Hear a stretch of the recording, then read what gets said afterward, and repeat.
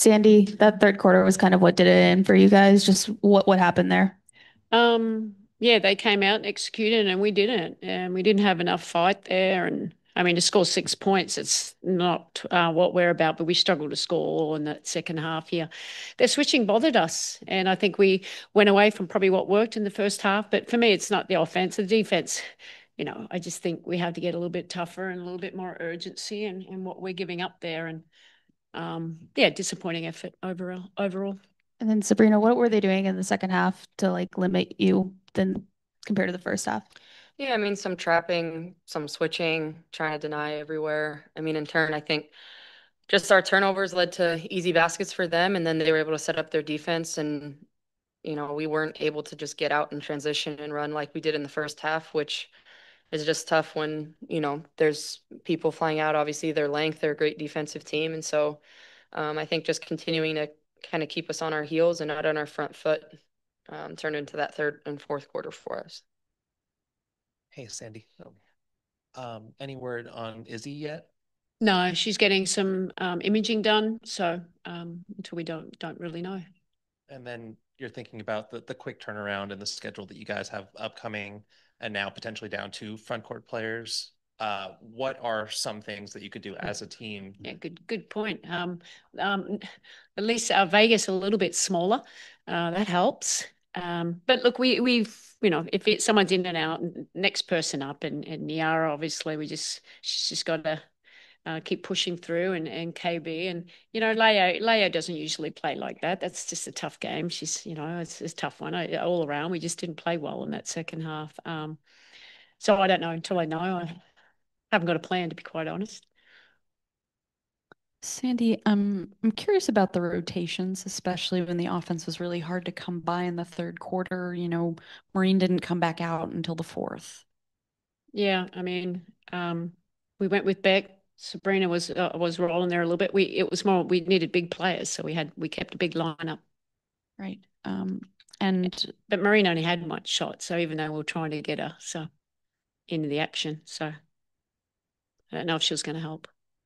and Rebecca, for you, I guess I'm just curious if you could describe to us how you thought the Storm's defense really bothered you guys. Yeah, I think like Coach Sandy said, is they were switching a lot, so that made us a little bit stagnant. But we just gotta get back to what we're good at, which is like moving the ball, passing to each other, assisting. And once we can get back in that rhythm, we'll be good.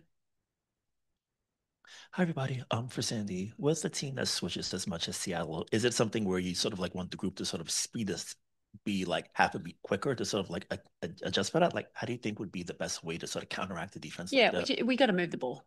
That's how you exploit switching. We don't have big five, so we could just throw it into them, and they're swarming. The points in the paint, you have 44. We missed a lot of layups at the rim, but a lot of it because of their obviously length is coming in, and our finishing fine. Their rotations were all on point there. But to go 14 from 40, that's obviously not a great percentage. So we got in there, but I think that because we had less success, we stop attacking closeout. You have to attack these closeouts because they're big and they're strong, and you have to attack the mismatch where we can, and then finish and fine. I just think we just got a little stagnant, didn't move the ball as well, or space the floor, or attack closeouts as well as we should have. Hello, all. Sorry it didn't go your way today. My question will be for Coach. What led to Natasha Cloud sending out the fourth quarter, especially after accounting for all scoring in the third? Yeah, she got hit. She couldn't come back in, so she got hit. So I had to sit her, and yeah, so hopefully she'll be okay too. We'll see. Hey, Coach. Brittany Wallace from the 9450. We witnessed a lot of periods of stagnation and inefficient spacing today. Can you just talk to, was that Seattle's length? Was that them switching? How do you counteract that moving forward? Yeah, look, I think it was their switching is bothering us. So we don't have a big inside presence like JJ. We're easy to switch. We didn't move the ball, we didn't space. I mean, they're things that we've been switched a lot this year. As long as we have good spacing and then confidence. I think our confidence went away. We didn't attack closeouts. I think Leo, she's just was overthinking a little bit too much when she made some turnovers. But you just got to stay on your front foot. I mean, at least that's what Beck does. Beck's not afraid. She might take them on. That might annoy always be success, but at least she's getting to the rim. We had 40 attempts at in the paint. That's a pretty high number for us. We just didn't finish. And then I think we just didn't, we probably play a little, like I said, stagnant. We didn't move the ball as effectively as we should have. Hey, team, hope all is well. Sorry it didn't go your way tonight. Sabrina, you've now passed Maya Moore for seventh all time in 25-5 performances. What does that achievement mean for you, especially given the names on that list? I know it didn't come out in the win tonight, but what does that mean to you? Yeah, I mean, it means a lot. Obviously, wanting to just have an overall rounded game, understanding, scoring's important, but so is rebounding and passing. And I feel like every time I'm able to continue to get in the paint, drive and kick, finish for myself, find my teammates, try and get in there and rebound. Obviously, we're down bigs, and so tried my best tonight to get rebound, second chance opportunities, and feel like I've done that my entire career is just try and impact the game in any way that I can. And so obviously it's an elite group, and I'm thankful to be able to be amongst such great players. But I mean, I'm just trying to get wins. Sabrina, obviously losing never feels really good, and you guys are down JJ, who's a big part of this team and what you guys want to do. But just with this rough stretch that you guys have been, how would you say the team morale is kind of at this point? I mean, I think the team morale is great. I wouldn't say that a win or a loss has really divided the locker room or, really even put any type of bump in the road between us. I'd say we understand the pieces we've had missing. We understand the games we've lost and how we've lost them. And to be honest, a lot of the time we've beaten ourselves. Like, I think we understand when we're playing our best basketball, we haven't lost yet. And so for us, it's just understanding controllables. Like, we control that third quarter and we win this game. And so that's something that's in our control. We can understand moving forward. That's, ways and areas of improvement. But at some point, we got to just find ways to get wins. It's not about pointing fingers, people are out or in, lineups we haven't seen, defenses we haven't seen. It's just understanding we got to find a way to get a win. Sabrina, I guess I'm just curious why it's been so difficult for you all to find, creative ways to get a win.